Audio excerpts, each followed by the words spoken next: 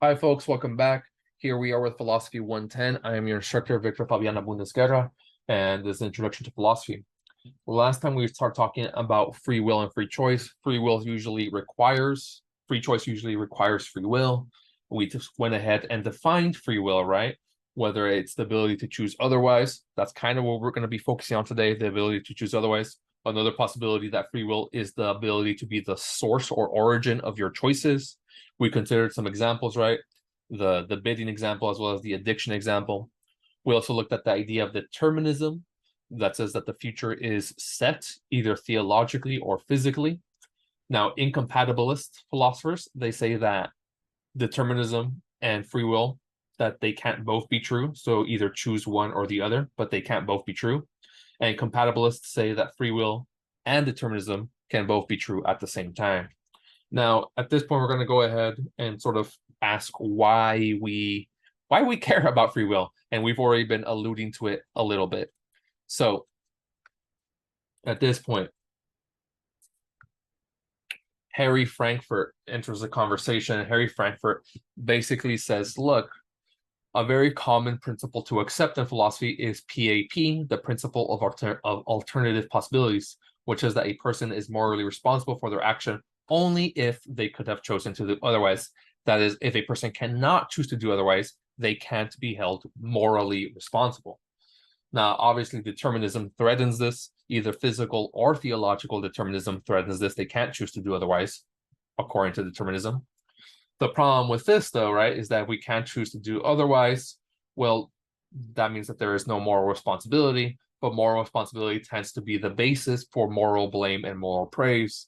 So when a murderer murders someone, if they couldn't have chosen to do otherwise because of determinism, well, according to the PAP, they're not morally responsible. But if they're not morally responsible, then we can't really morally blame them or morally punish them. Now, notice that we could still blame and punish them for non-moral reasons, maybe for practical reasons, right? Maybe we just want to deter other people from being murderers, but we would have to sort of say that they're not morally blameworthy, right? We would have to say that they are not a morally bad person for murdering someone, which sounds kind of weird. Now, Frankfurt basically criticizes the principle of alternative possibilities. Frankfurt wants there to still be moral responsibility in the world, and he also believes that determinism is true and that free will is essentially false. So, how is he going to do that? He does this by considering what he calls Frankfurt style cases. Here's just one example of them. Jones is a famous and evil neurosurgeon. He wants Smith to kill a victim and orders Smith to do so. To guarantee this, Jones has implanted a device inside Smith's brain.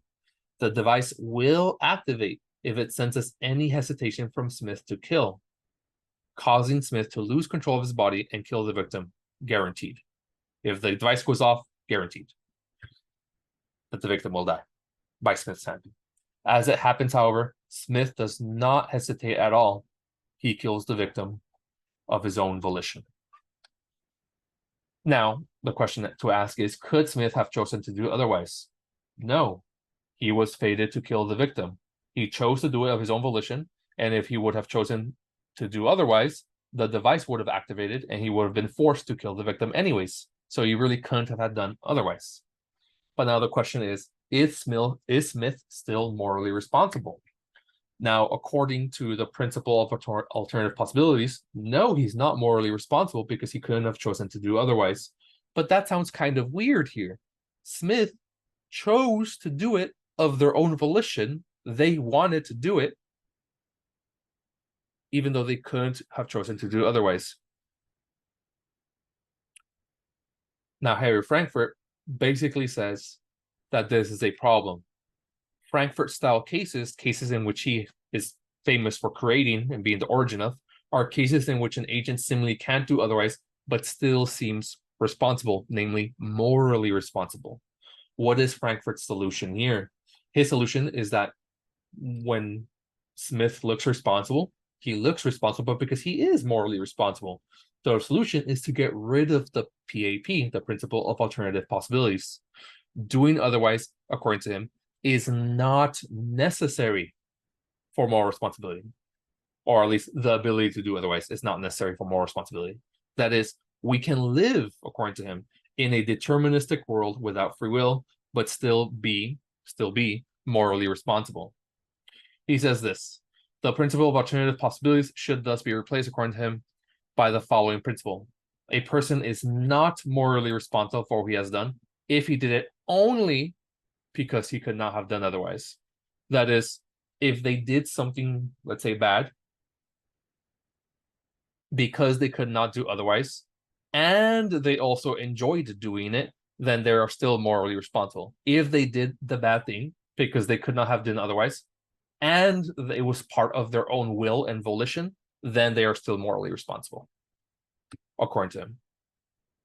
Now, this is a very famous case, and I encourage you to sort of stop and think about what you think about these type of cases.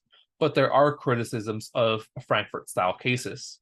One criticism is that they're just really weird, that they're too unusual, that they involve too much science fiction, and because of that, they're not very useful in everyday situations.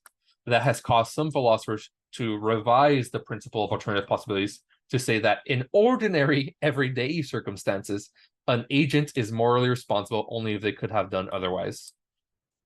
Of course, Frankfurt has responded by saying that, look, not all of these Frankfurt-style cases of mine are unusual. Consider the case of a driving instructor. If you've ever been a student driver, you know that you control the car, but the driving instructor has their own wheel that they can sort of activate in order to override your driving. The driving instructor might override a student driver if they make a wrong turn, but let's suppose that the student driver does not make a wrong turn. This doesn't seem to be in the realm of science fiction. This seems to be pretty mundane. This seems to be something that we could encounter in the everyday situation. And it seems that the student driver could not have done otherwise. But if they make the right turn, it still seems that they're morally praiseworthy for being a good driver. So that's one response. No, not all of these cases are science fiction. Not all of these crazy cases are crazy and out there. Here's another criticism. Another criticism is to differentiate between our general ability to do something most of the time, our ability to do something most of the time, and abilities to do something in this particular case, or philosophers call all-in abilities. In Frankfurt-style cases, a person might still have the general ability to do otherwise. So in the Smith case, they might still have the general ability to not pull the trigger and not kill the victim. The student driver, in the case I just mentioned, they still have the general ability to turn left as opposed to make the right turn and turn right. But they might not have the particular ability in this particular situation. They might not have the all-in ability or the ability in this specific situation. So a lot of philosophers say that because of this, we still have the general ability to do otherwise, and the principle of alternative possibilities is not violated. We can still keep the principle of alternative possibilities when we differentiate between general abilities and all-in abilities. However, we should also question this, and this is kind of the response by Frankfurt.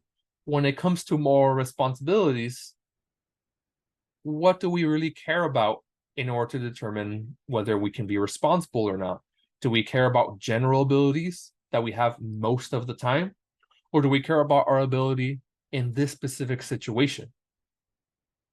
Because after all, we are going to become morally responsible for this specific situation. Which one is sufficient for moral responsibility or necessary? But with that said, folks, I think I'm going to go ahead and leave it here. I'll see you folks next time. I hope you enjoyed it. Take it easy. Bye-bye.